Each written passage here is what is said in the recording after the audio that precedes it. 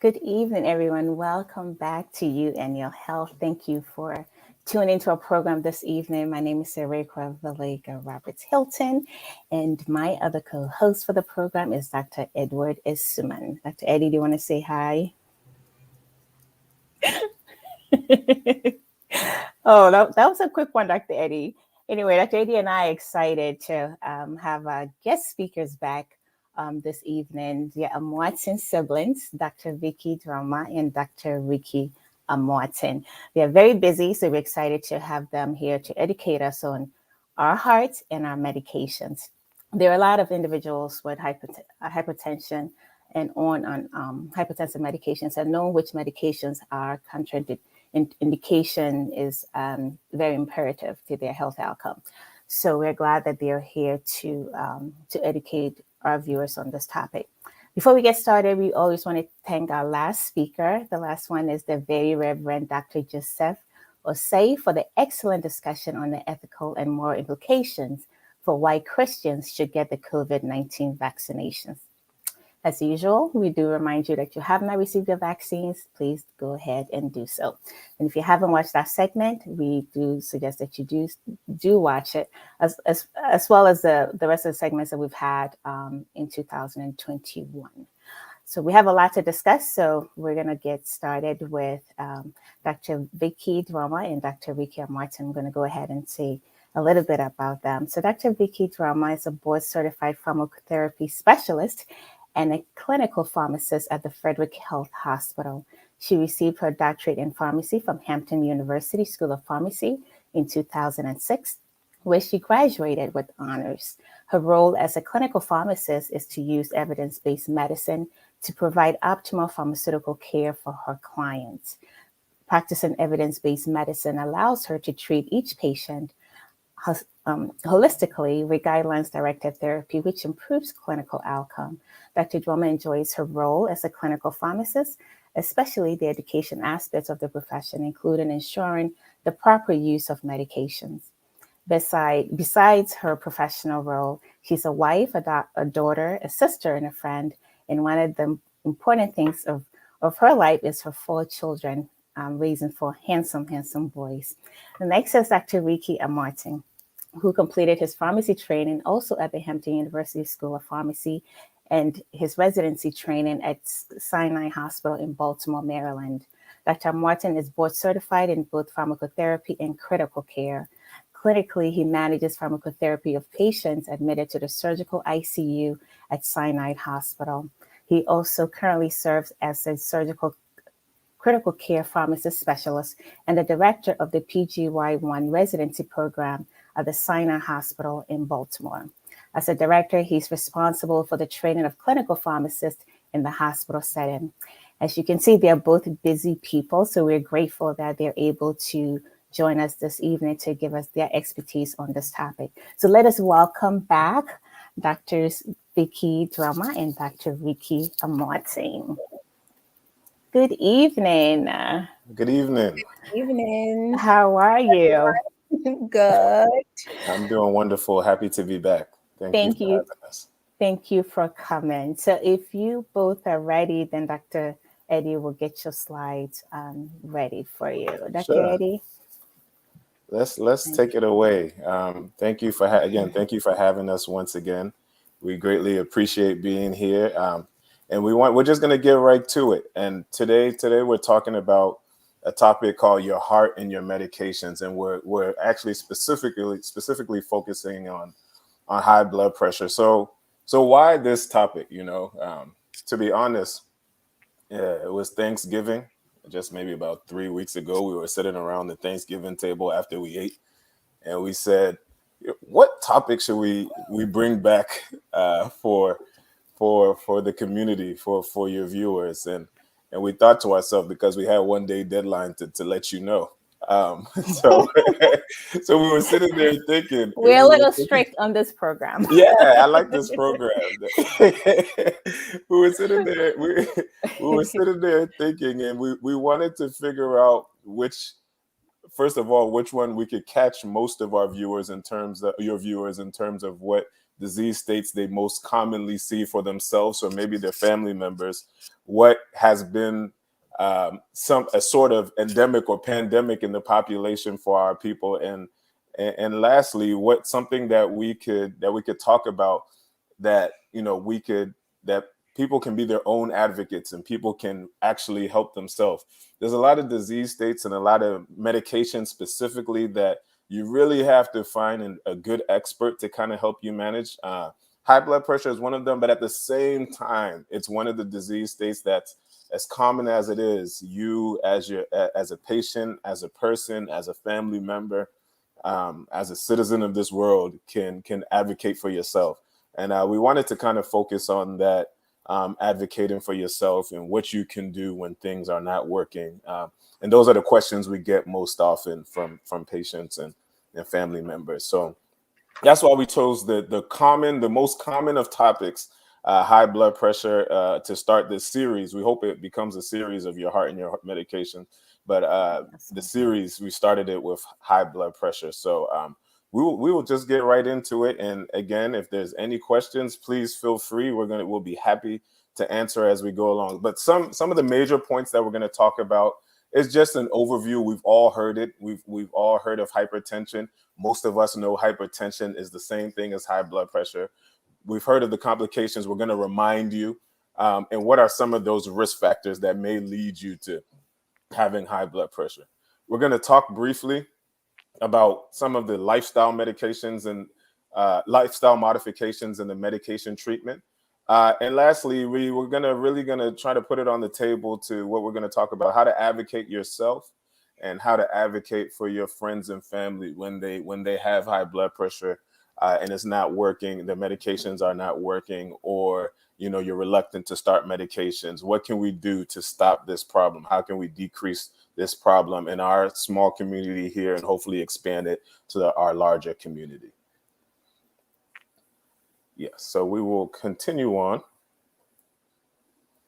So the simple question, what is blood pressure?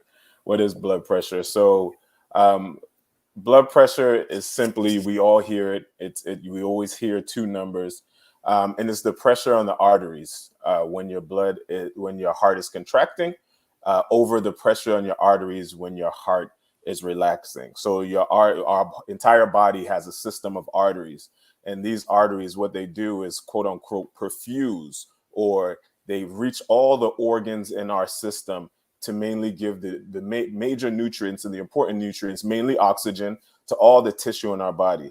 At the same time, these blood vessels bring it back and we expel carbon dioxide and any other nutrients that we may not need.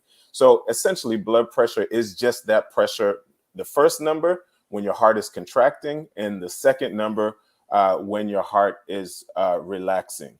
So most commonly, you'll hear that referred to as the systolic blood pressure, which is the top number, or the diastolic blood pressure, which is the bottom number.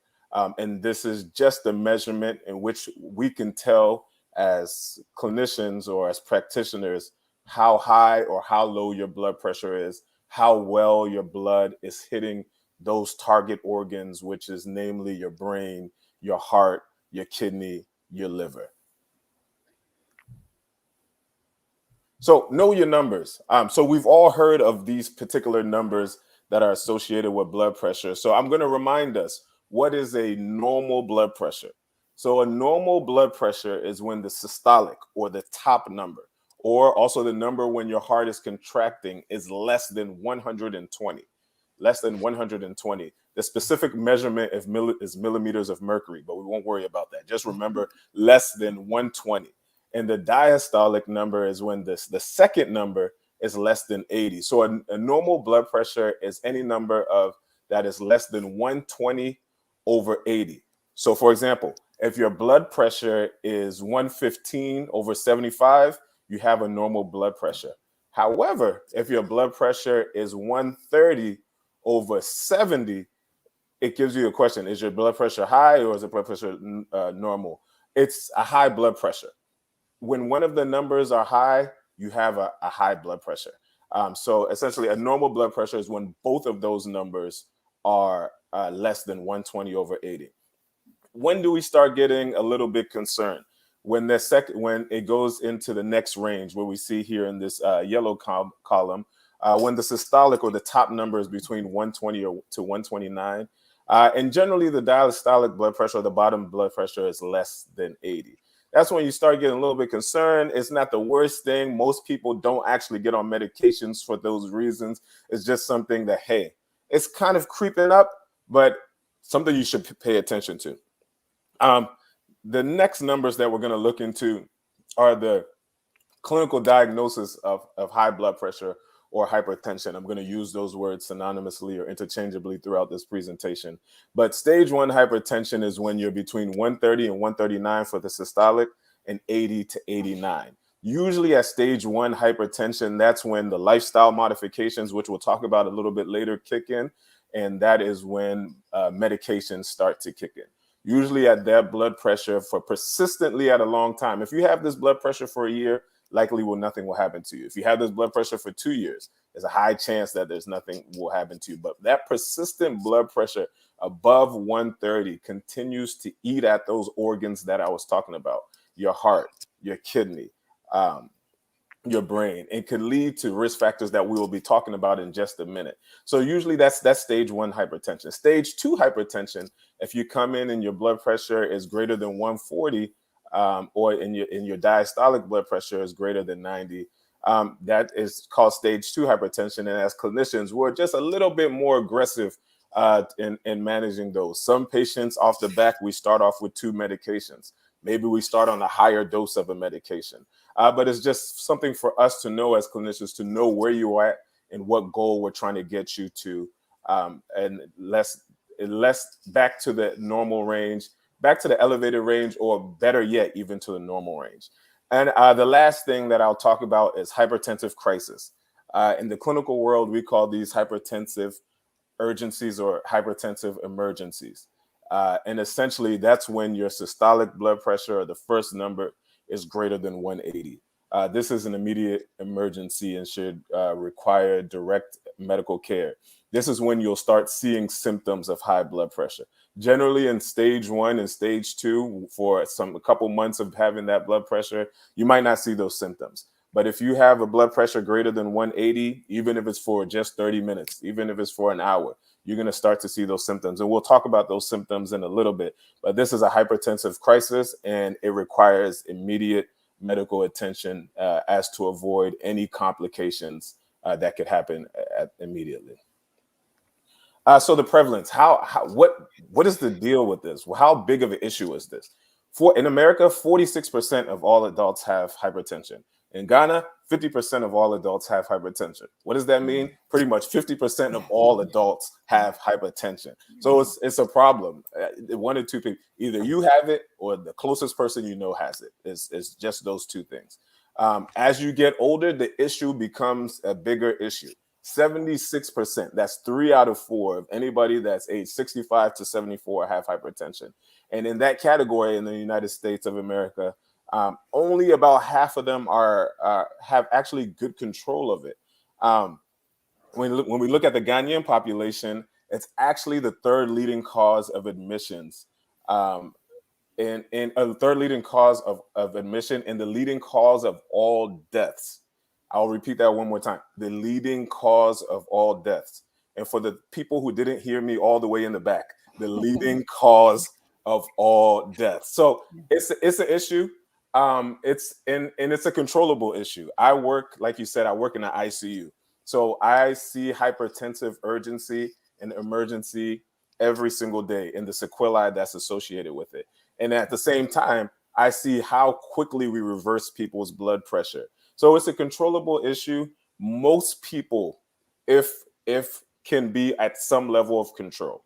Most people can be at some level of control. We just have to take a step forward as people, as patients, as a community, to take care of that and to decrease the deaths and the morbidity that's associated with this disease state. Ricky, can I just add one thing about the adult population? Yes. It's not only like older age, right? So it can start at age 20, 21, 22, in your 30s and your 40s. So just be mindful, it's not like an old age disorder.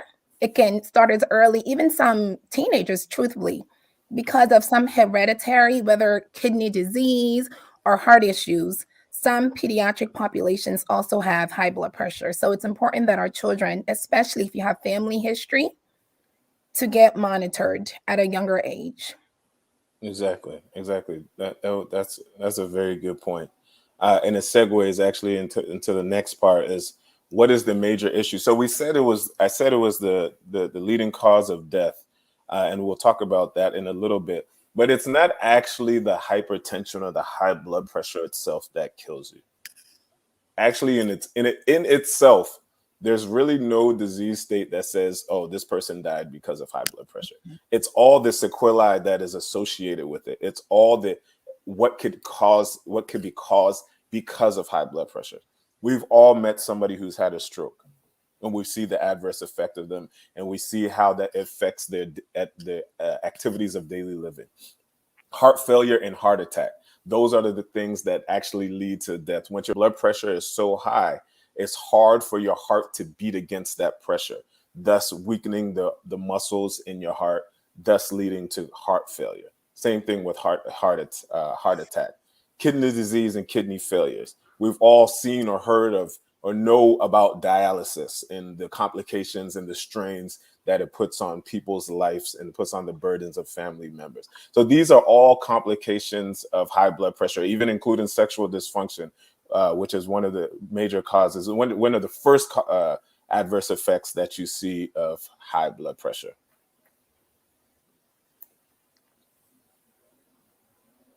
So I just wanted to point this picture for you.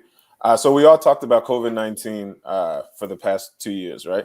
And is the third leading cause of death in the U.S. And I think this figure, this was 2020. So it was 345,000 deaths of COVID-19.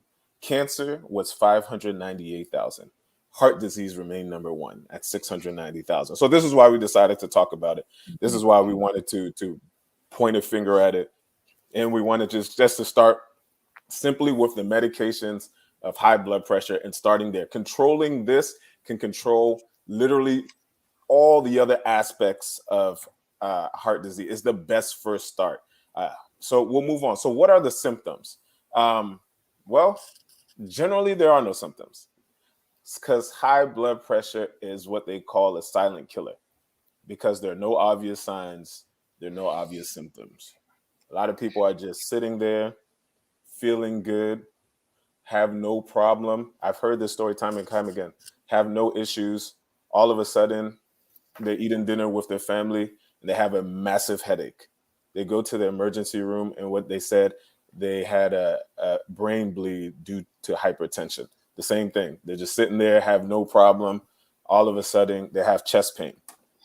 They go to the ED and they say they had a heart attack that was likely caused due to high blood pressure. So there's actually no symptoms for most patients. Some patients have a little bit of symptoms. Some patients have headaches. Some patients have dizziness. Some patients have lightheadedness. Some patients have bloody nose. If you are in the chat, if you know of any symptoms that when you just have a little bit of high blood pressure, just please share with the group. But in general, you're not going to see a lot of symptoms. The symptoms you're going to see is when your blood pressure reaches that emergent level, which is high blood pressure greater than 180 that I was talking about. And that's when you're going to see these symptoms and when it causes, when you should immediately go to the emergency department.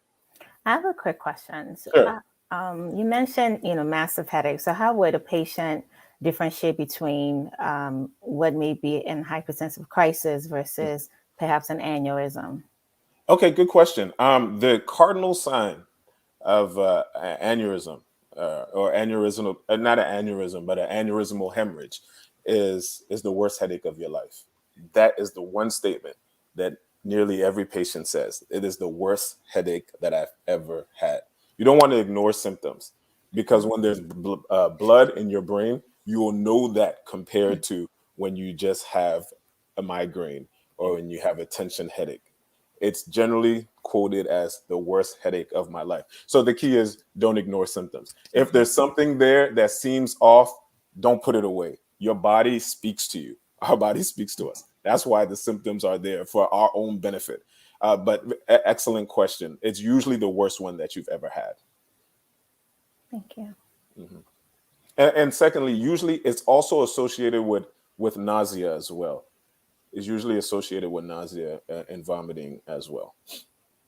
So what are the risk factors? So generally, people ask a lot, what is my high blood pressure caused by? And there's a couple of disease states that we'll talk about towards the end of the presentation. But the vast majority of people, their high blood pressure is what they call idiopathic, or there's no cause, right? There's no particular cause. There's no known cause. You may have just a family history, or you just might have a predisposition to high blood pressure, or you have these risk factors. But there's nothing to say that, oh, because of this, I have high blood pressure. There is for most patients. I'll talk about the few patients that have specific reasons for that. But what are the risk factors? What puts you at higher risk for having high blood pressure? If you're older, the older you get, the risk increases with advancing age. So even before we get down to some of the recommendations toward the end, I would say if anybody here is on the chat is over 65 years old and you don't have a blood pressure cuff, I think that should be one thing that you should get before the end of the year. As you advance in age, your blood pressure increases, and you want to be able to monitor and understand those little changes. Maybe you have never had that degree of headache before, or something new is happening. The easiest thing you can do is check your vital signs or check your blood pressure and to see if something's off. The second thing is if you're obese. Obesity and increased weight in somebody who's overweight puts you at a higher risk for high blood pressure. If you have a family history, definitely you're at a high risk for blood pressure. If you are of sub-Saharan African descent, which I believe most of us, your viewers, are, or you're Black, you are of high risk. If you consume a lot of sodium in your diet, we're going to talk about this in a little bit more detail, but you are at high risk. If you drink a lot of alcohol, again, we'll talk a little bit more detail. You are at risk. And if you do not get a lot of physical activity, if you are working from home, if you are sitting down on the computer most hours of the day, if you're not getting up, and I see one in the back, a witness in the back that has raised their hand. If you're not getting up and walking and stretching your legs, if you're not burning calories or have a little watch to see what's going on, you are at high risk for high blood pressure. So these are the risk factors. Don't be like that man on the left. Don't be a 70-year-old man drinking alcohol above your limit and have high blood pressure. So I'll pass it on to Vikki for a moment, and she will talk about some of the lifestyle modifications, and I will chime in as we continue. Okay, so lifestyle modifications. I can't stress how important this is for successfully maintaining your blood pressure in the normal range. Like Rika stated, 30 to 60 minutes of moderate exercise, whether it is brisk walking, I will even say jogging a little bit with it. Evidence have shown that it's definitely helps to reduce the blood pressure by at least, even though it says 4 to 9, in upwards of 10 millimeters per mercury. That's what studies have shown. Weight loss, you don't have if I could to. just chime in on that real quick before you move to weight loss. That 4 to 9 is on the high number, on the systolic number, or the 10 millimeters of the systolic number. So for the most part, when we're monitoring your blood pressure, we're mostly looking at the top number. For the most part, we look at both, but the systolic number is the biggest one that we're looking at. So if you can drop 10, that's a big jump, because if we remember going back to those charts, that puts you in the different category of blood pressure simply by exercising. And the second thing I wanted to point about this is most days out of the week. So this is like 5 days, or 3, or even 3 to 4, exactly. If you can hit 5, you've done well. That's good. If you can do a minimum of 3, it's almost New Year's. This is the time that we start reflecting and figuring out what we're going to do with our life to improve ourselves. If you minimum of 3, you really can help yourself. And just walk is all it really takes. Walking, I think people don't really, I think they miss out on the benefits of walking, thinking, oh, we're not running or jogging, but it does a lot. So I just wanted to point that out. Yeah, I know, that's good. That's good. Even like treadmill, that's walking for indoor activities. I, for one, you do videos on YouTube. Now YouTube is accessible. That's one easy way to go about it. YouTube videos to help you get some cardiac exercise in. So maintaining a healthy weight. The healthy weight depends on your height. So you don't have to be excessive in wanting to slim down, but a little bit of weight reduction, as you can see, can drop your systolic blood pressure significantly. So maintaining yourself in a healthy weight is important. You can have this discussion with your physician and say, what is my healthy weight? What is my goal as a healthy weight? And gradually work towards it. It might take 4 months, it might take 6 months. When you have a plan, it's, you're more likely to become successful if you approach that with your primary care physician or even your cardiologist. Next slide, Dr. Eddie. Thank you. So again, lifestyle modification, the DASH diet. I'm not sure if our viewers have heard of this terminology, but is the dietary approaches to stop hypertension diet. If you look at the pyramid, it contains foods that are high in potassium and low in sodium. As you can see, sodium is one of those electrolytes that pulls in water into the body and that can cause the blood pressure to elevate. A lot of times when you are diagnosed with high blood pressures, your doctor should tell you, eat more bananas, eat more oranges, eat more sweet potatoes, and, cut back on the amount of salt that you eat, and also cut back on the fatty foods that you eat. I know with our culture, what is it called? Maggie cubes. Like for me personally, almost 40, I've cut out Maggie cubes. I don't use Maggie cubes. I think there's one that is called Onga, if I'm not mistaken. It's very similar to Maggie cubes. It may have a little less salt content, but it still has a lot of salt. You may want to look at the labels, become an advocate label reader. There are a lot of foods that have higher percentages of sodium that we are not aware of. You can see the two nutritional facts. You can see the sodium in the regular, the chicken noodle soup says about 37% of your daily value. That's a lot for one can of chicken noodle soup compared to options out there. And we're fortunately in a country that they've had a lot of studies that backs up lifestyle modification. So a lot of products out there are low in sodium.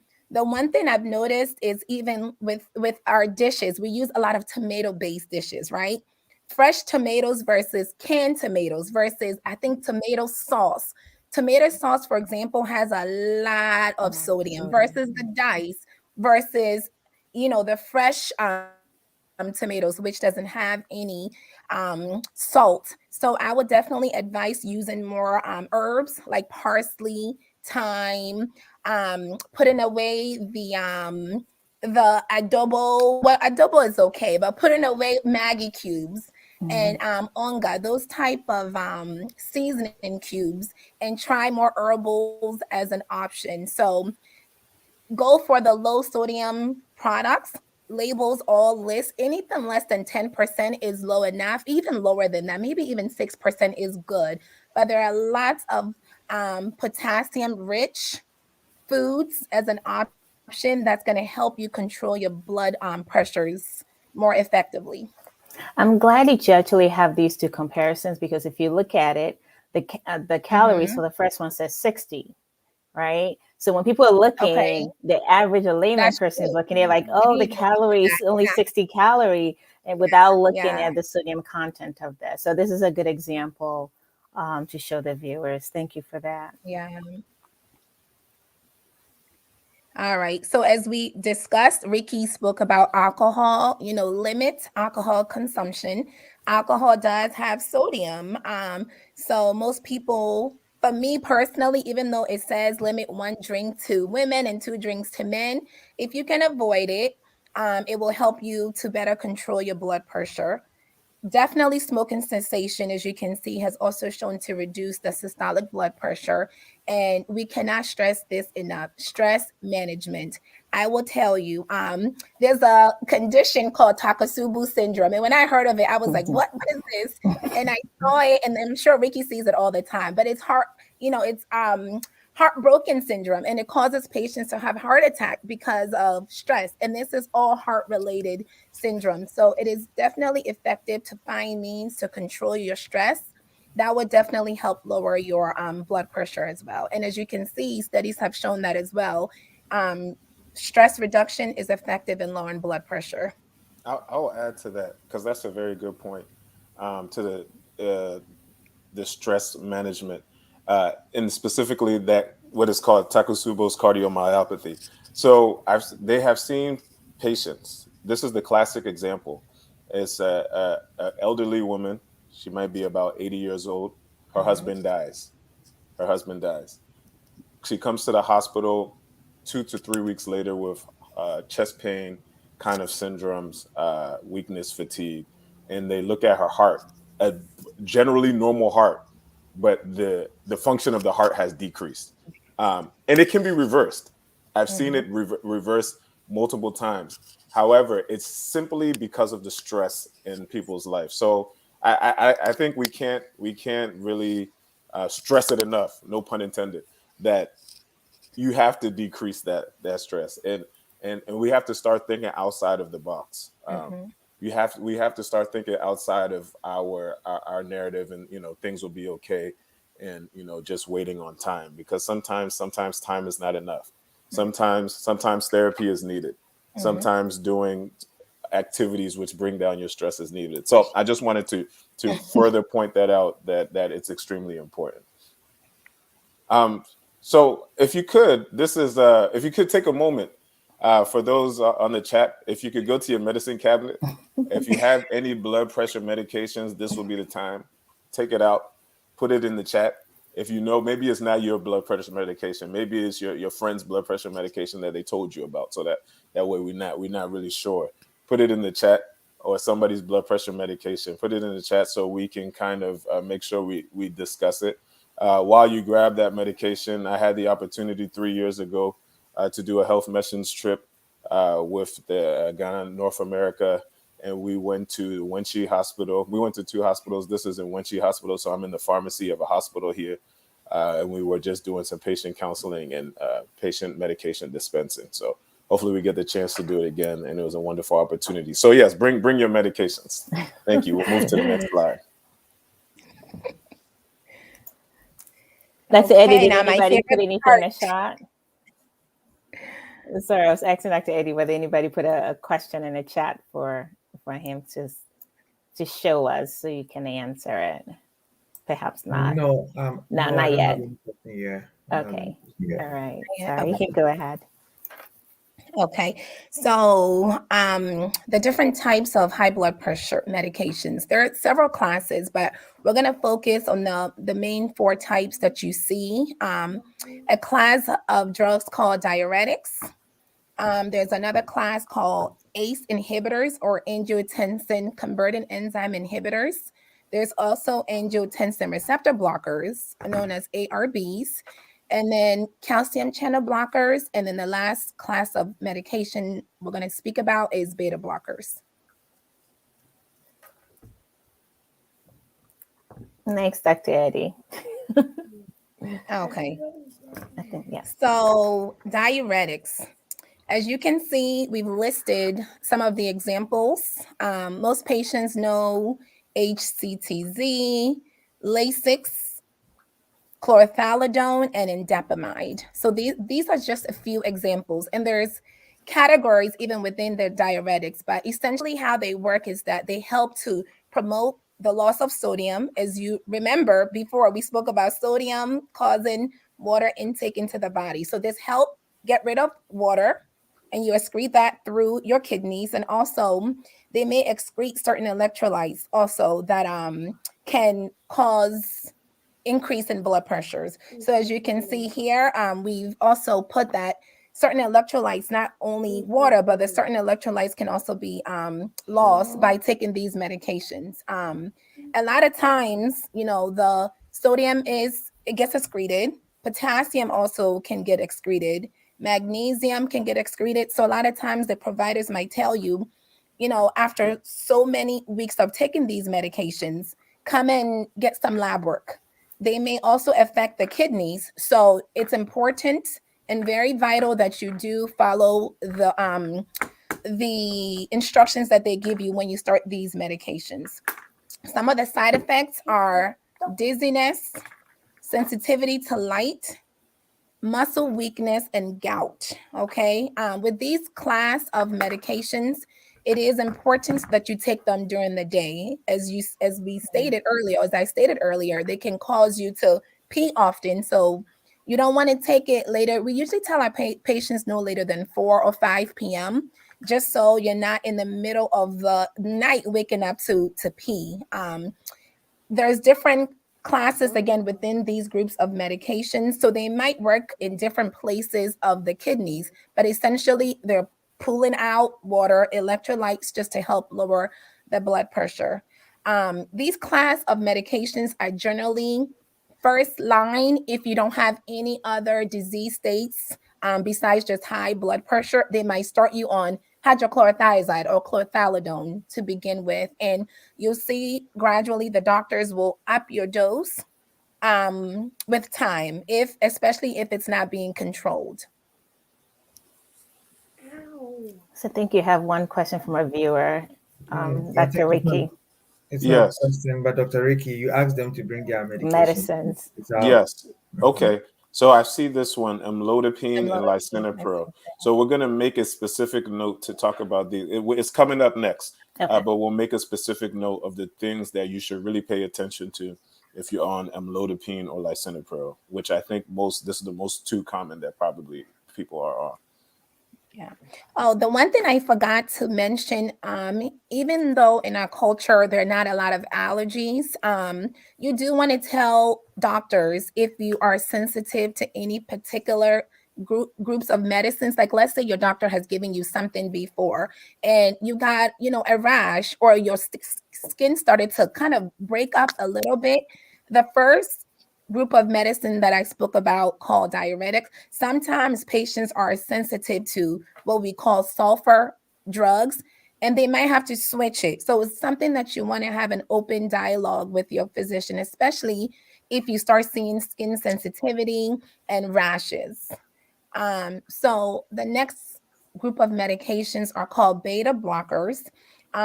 They do help reduce the blood pressure by decreasing the rate and the force of, how your heart pumps. So it does, these are effective. They're not always first line of medicine unless you've had like a heart attack. So keep that in mind.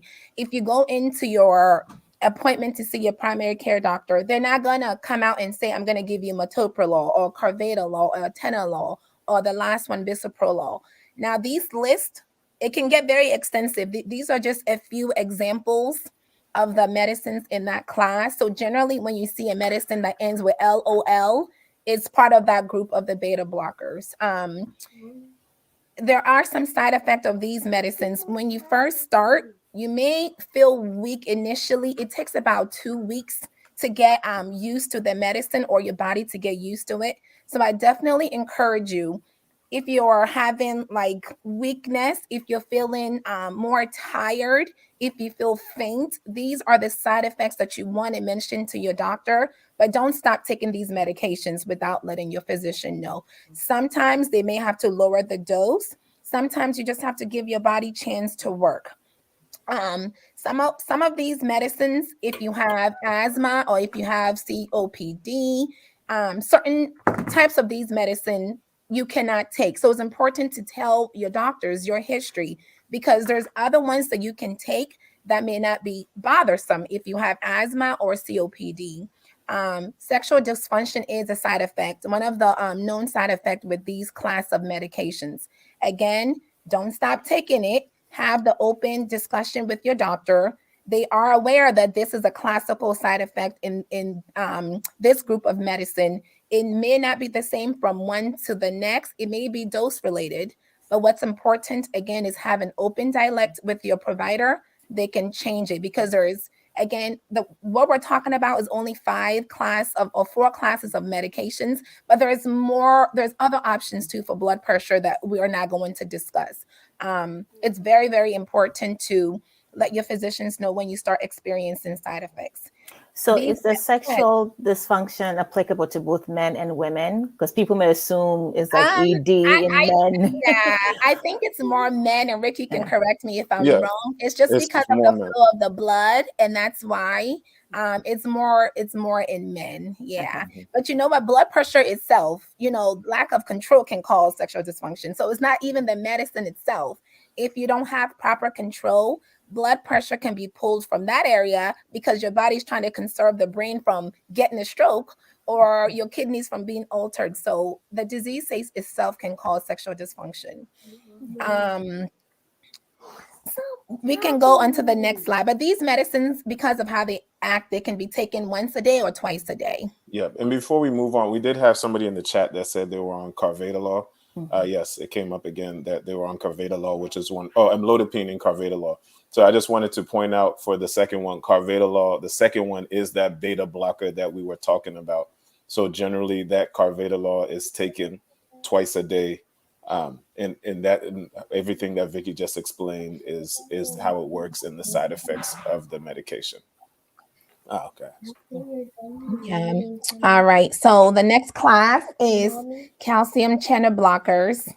And those are examples of these medications: amlodipine, narcardipine, diltiazem, and verapamil.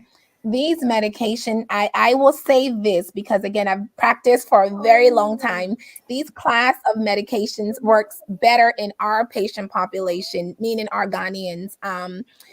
Sometimes some physicians don't know, but most likely when you are diagnosed with high blood pressure, especially the stage 1, it's not a bad idea for them to start with this class of medicines first, because side effects wise, they're very tolerable. It can be taken once a day. The majority of them are taken once a day, but it can also be taken 2 times a day. As you can see how it works, it does relax the muscles within the heart, helps to open up the arteries, causing blood flow to be more effective and reducing the pressure. Side effect, definitely headache is a side effect for all of the blood pressure medicines. So headache definitely is pronounced in this class of medicines.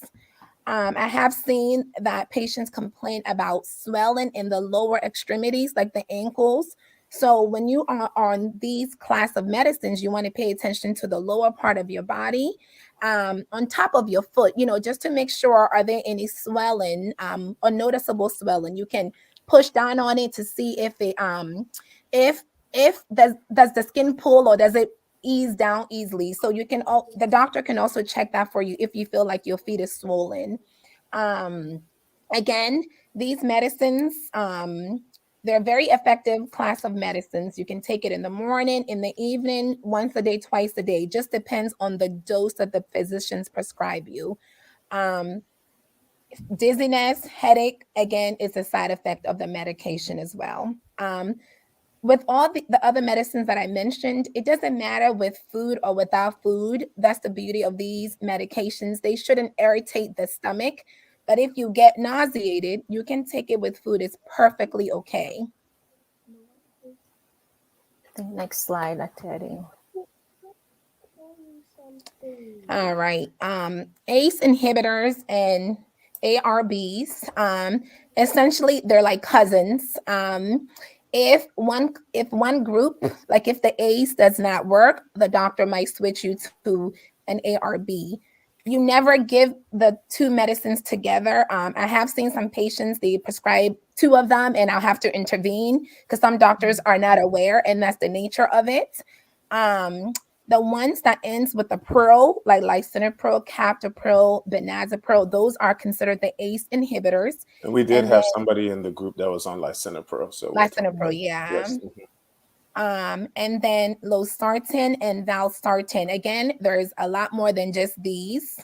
They do help to lower blood pressure by, widening the blood vessels to improve the output of the blood from your heart.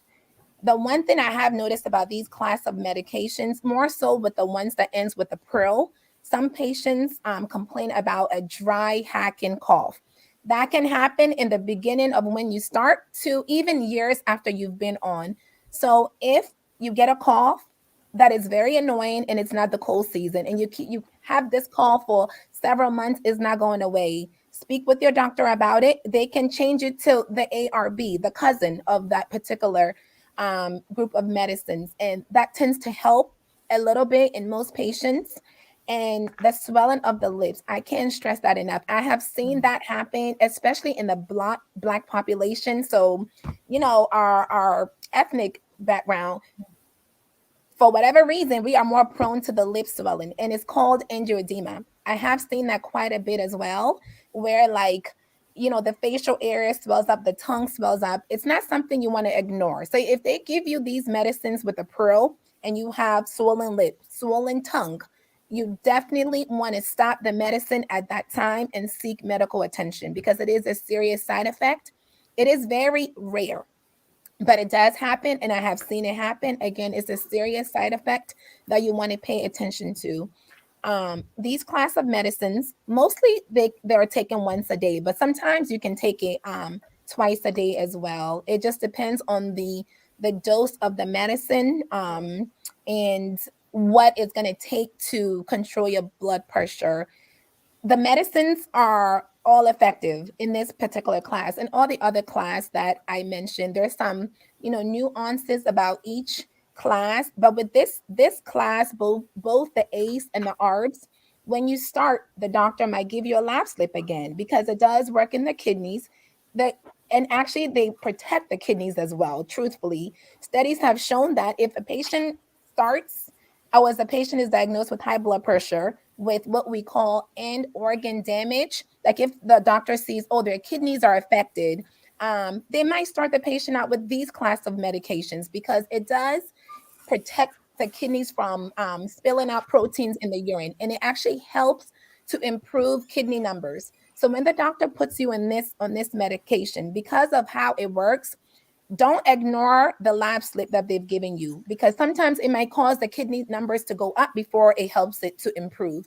So it's important that you follow the instructions, get the labs done. In the middle of you on these medicines, they might say, let me check your potassium level, because these medicines can cause your potassium level to go up. Make sure, again, get the lab work done. Know your numbers. I mean, I'm an advocate for knowing my numbers. You have to know your numbers. The numbers don't lie. Get your lab check when they tell you to do it. And thankfully, there are options. If something doesn't work, there are other options. Okay, excellent. Vikki, you Excellent. want to chime in, or you want me to continue? No, I'll continue. I'll go ahead and continue. And thank you. Yeah, Yes, Ricky. sir. Before you continue, I think there's this question about Yes, I believe that's that that's an answer. excellent question, yeah. and I'll be happy to answer this question. So, as Vicky said, the calcium. If you can scroll back 3 slides, there are medications that's most effective for just the high blood pressure. So, if your problem is simply high blood pressure and you have no other what we call comorbid conditions, meaning you don't have diabetes, you don't have a heart attack, you haven't had a heart attack, you haven't had heart failure, you haven't had coronary artery disease, calcium channel blockers are what has been proven best for Black people, for sub-Saharan African people descent. So calcium channel blockers. Uh, on contrary, the next slide after this, please. These class is good. It's a very good class of drugs, but sometimes it actually doesn't work as well in The African. black, yeah. Sometimes. I mean, you can be on it and be no problem. So I think 2 people or 1 person was on lisinopril. It can work just fine. So generally, when we're starting off, we prefer to start somebody on amlodipine, which was the calcium channel blocker in the previous slide. So excellent question. Okay, and we can move in this. Okay, yeah, we can move on to the next slide. So what to do when your medications are not working? I think this is probably, we have a couple minutes here, 9 more minutes here. And I really want to stress on these last couple of points, because the thing about it is medicine is a science, but it's an art at the same time. Good doctors are good doctors, not because they have all the knowledge, is because they've been seeing it for a long time and know the artistic approach to manage a lot of patients. So what happens when the medications are not working? So it could be it might not be the right medication for you. Like I said, in Black people, calcium channel blockers are good, but ACE inhibitors don't work as well, or the dose may not be maximized enough. Every single person is different. The mechanism of your hypertension or high blood pressure is different. So we try to optimize the dose as well as adding medications to it. There's nothing wrong. I repeat, there's nothing wrong if you're on 2 or even up to 3 high blood pressure medications. It's better to take those than to sit there with high blood pressure. There's even when the last iteration of the guidelines, which teaches doctors or shares doctors how to treat high blood pressure, they say, hey, if somebody's blood pressure is greater than 140, don't even wait to start them with one medication. Just start them with 2. That's also an option. You don't need to wait. Just give them 2. So it's not, some people think it might be a taboo. I don't want to be on 2 meds. Why can't I do 1, titrate it up? And that works too. But sometimes it's better to hit 2 different mechanisms of actions, because we're not 100% sure, like I said, most patients, what's the cause of high blood pressure. Medicines and supplements. You might be on some other medications that are interacting with the medications or that are actually causing high blood pressure. So it's good to first and foremost have one doctor that's looking over that. And also, if you make sure you get all your medications from the same pharmacy, talk to the pharmacist at your pharmacy and say, hey, take a look at my medications. Is there something that could be contributing or interacting with my medications to cause my blood pressure to not be at goal? Lifestyle factors. We've talked about it, so we won't talk about it again, but that could be the reason. You could be on so many medications, but if you haven't changed your lifestyle, the medication is not going to be as effective. White coat effect. Okay, so the white coat effect, also known as white coat hypertension, or white coat syndrome, yes, is when you have, when you're at home and you're testing and you're calm and you're relaxed, your blood pressure is okay. However, when you get in the presence of a white coat, or you get in the presence of a doctor, you get in the presence of a nurse, you're in the clinic, you're in the hospital, the anxiety starts to rev up, your nerves start to rev up, and because of that, your blood pressure goes high. So you want to be, the way to kind of understand, is this the case, is to make sure you are monitoring it at home, monitoring it under conditions in which you're relaxed, in which you're not stressed out, because it's a true syndrome, and you could be given medications for no reason. Meanwhile, you're just anxious about the whole thing of being in a hospital or in a doctor's office. And the last one is inadequate measurement technique. You want to make sure you have the appropriate blood pressure cuff and you are appropriately trained, and you know how to do it if you're doing it at home. And the last thing, the last slide we have here is, what can you do for yourself? Speak to your pharmacist. As I said, let them review your medications and ensure you are taking it appropriately. Speak to your doctor, or even get a second opinion. If you've been on a couple of medications for a couple of years, it's not working, hey, you've switched so many times, there's nothing wrong with getting a second opinion. There's nothing wrong with talking to another physician, to saying, hey, maybe there's something we're missing here, because you may have an untreated condition. And like I said, most cases we're not sure, but there's some cases. If you have a problem with your adrenal gland sits on top of your kidney. If you have something called pheochromocytoma, which is a cancer of that adrenal gland, a mass which produces increases your blood pressure. If you have kidney problems called renal artery stenosis, if you have thyroid issues, most people have hypothyroid, but if you have hyperthyroid, in which your thyroid gland is producing so much of the thyroid hormones, or if you have sleep apnea, these are all causes that if you fix the main issue, your hypertension will be fixed. There's not enough hypertensive medication that can fix your hypertension if you haven't treated the baseline issue. I want to stress that these aren't as common, but I've seen every single one of these multiple times. So that's why it's important. You may want to get a second opinion and look a little deeper if your blood pressure is not being appropriately treated after trying 3 or 4 medications. Get a blood pressure cuff. Like I said, if you're over 65 in this group, you should have a blood pressure cuff.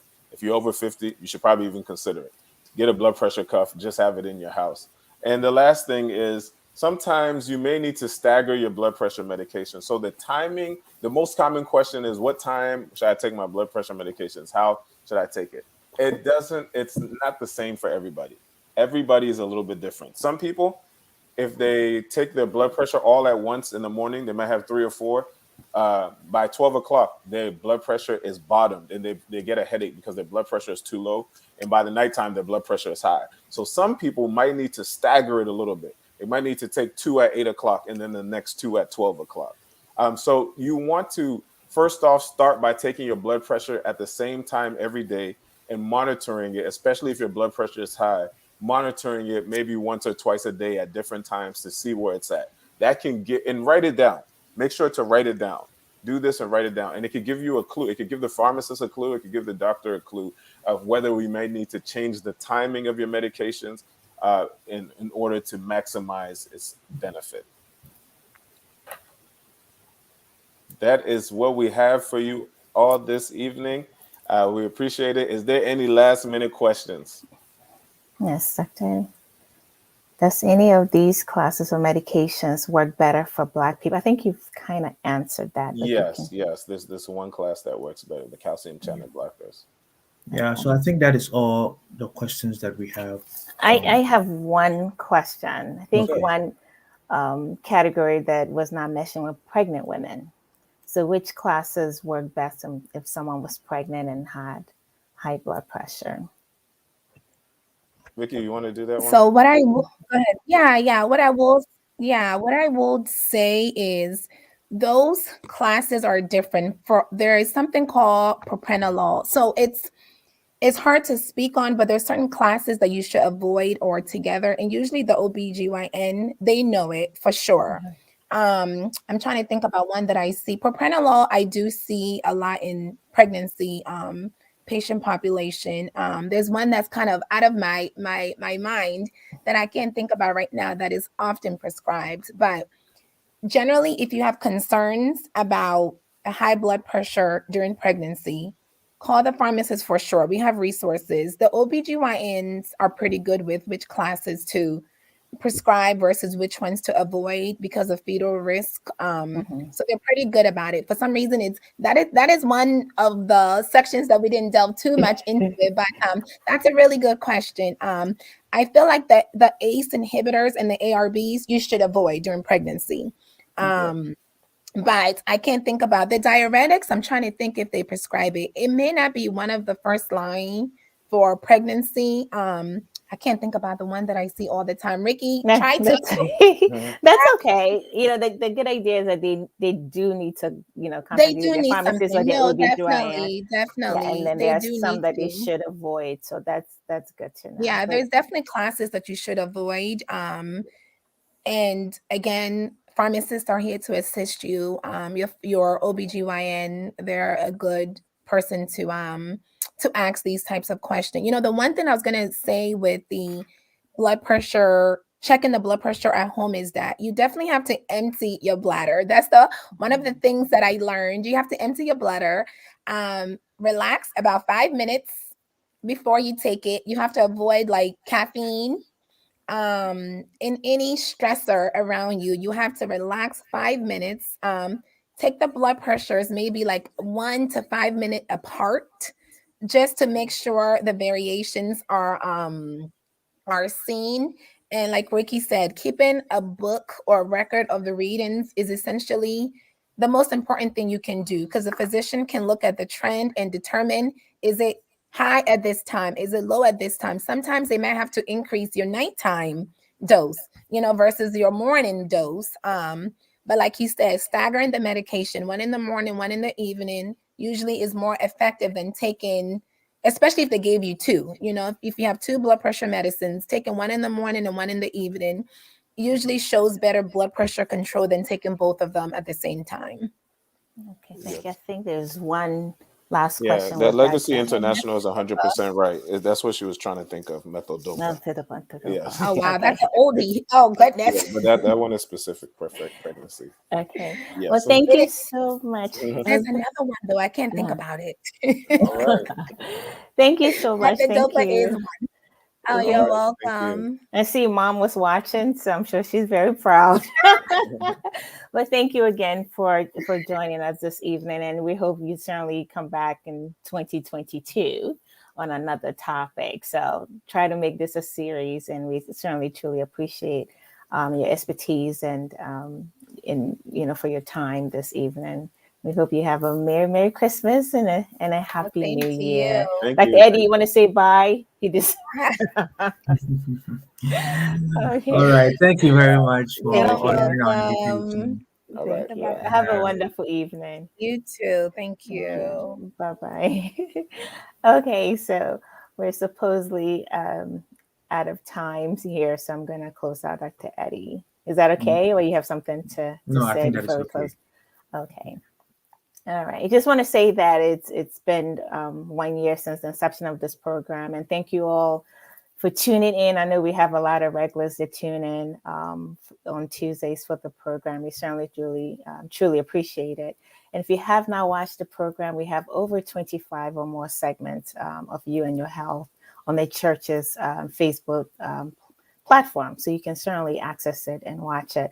Dr. Eddie and I will be taking off for the remainder of December as well as January, and we'll be back in February with more experts and specialists. If you are an expert or specialist in the healthcare field and want to participate on this program, feel free to contact us at emcyourandyourhealth@gmail.com. Again, that's emcyourandyourhealth@gmail.com. And that's where you should send questions to as well. As a viewer, we certainly want your input. We want to make sure that we are selecting topics that is of interest to you and your family. We certainly hope that this evening discussion was beneficial to those who are viewing, and we look forward to seeing you next time. Have a wonderful, wonderful holiday season. Merry Christmas and a Happy New Year. Take care.